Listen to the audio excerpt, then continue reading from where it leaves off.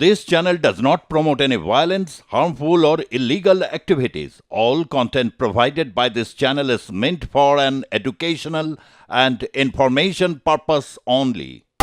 বাংলাদেশে হিন্দুরা আক্রান্ত হচ্ছে বলে তার জানা নেই। কেউ কিছু করে থাকলে তা ইসলাম ধর্মের উপর চাপিয়ে দেওয়া ভুল মন্তব্য মন্ত্রী সিদ্দিকুল্লাহ চৌধুরী। যদিও মুখ্যমন্ত্রী বলেছিলেন বাংলাদেশের ঘটনায় তিনি উদ্বিগ্ন। সোশ্যাল মাধ্যমে সরাসরি ফিরাদ হাকিমকে তো ডেবরার বিধায়ক হুমায়ুন কবিরের পোস্টে হুজুর হাকিম জি বলে কটাক্ষ। 5 বছর সবজিওয়ালা হকার না হয়ে নিদিন পক্ষে আমার মতো পুলিশ হওয়া ভালো, কটাক্ষ হুমায়ুনের। কাথি সমবায় ভোটে উত্তেজনা, রামনগরে বিজেপি মন্ডল সভাপতির উপর হামলা, পথ অবরোধ করে বিক্ষোভ বিজেপি কর্মীদের।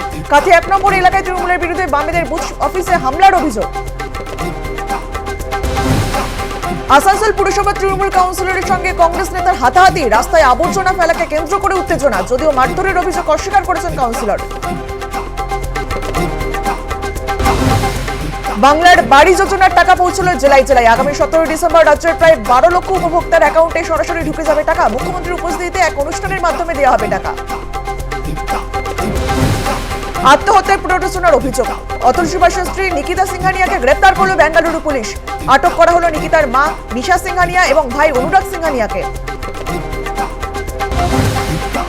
তমলুকে কি তাম্রলিপ্ত রয়েছে একাধিক প্রমাণ, অনেক প্রমাণ এখনো পলিমাটির নিচে। জানুন তাম্রলিপ্তের রতনে তলিয়ে যাওয়া কাহিনী। দেখুন প্রত্নতত্ত্বের খোঁজে বাংলা জানতে চাই সঙ্গে লাইভ রিপোর্ট আজ রাত 9টায়।